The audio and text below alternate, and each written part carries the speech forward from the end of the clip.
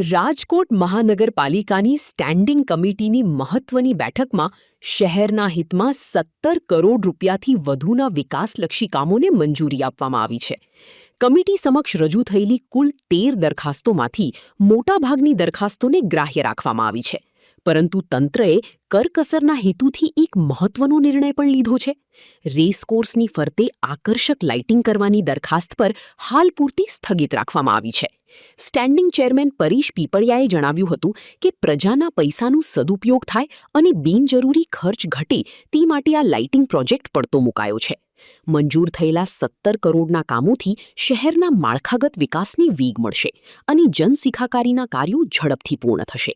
આમ વહીવટી તંત્રએ વિકાસ અને આર્થિક શિસ્તનો સમન્વય સાધીને આગામી કામગીરીનો રોડમેપ તૈયાર કર્યો છે.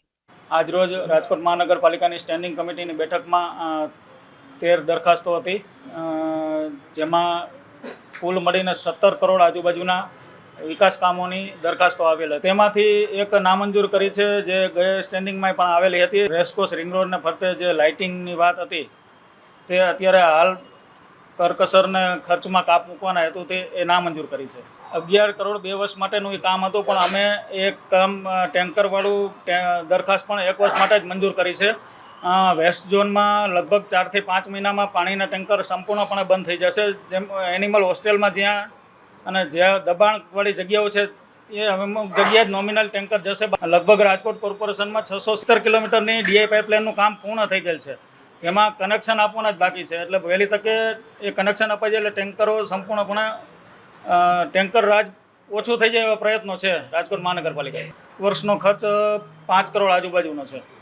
દેશના લોકપ્રિય વડાપ્રધાન આદરણીય નરેન્દ્રભાઈ મોદીના અપીલને અનુસાર કે પેટ્રોલ અને ઈંધણમાં જેમ બને એમ ખર્ચ ઓછો કરવો, તો હાલ પૂરતું જે કોન્ટ્રાક્ટ બેઝ ઉપર કોર્પોરેશનમાં ચાલતી ગાડીઓ તેમાં હાલ પૂરતું એને મોકૂફ રાખવાનો નિર્ણય લીધો છે. પછી આવશ્યક સેવાઓ હશે તે ગાડીઓનો પુનઃ વિચારણા કરી સ્ટેન્ડિંગ કમિટીમાં નિર્ણય લેશું.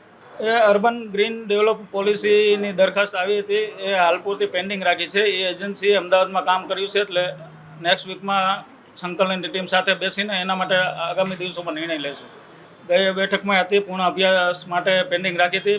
નેક્સ્ટ વીકમાં એજન્સીએ જ્યાં કામ કર્યું છે અમદાવાદ શહેરમાં, એમની સાથે બેસીને વિસ્તૃત ચર્ચા કરીને સંકલનમાં નક્કી કરીને એનો નિર્ણય લેશું.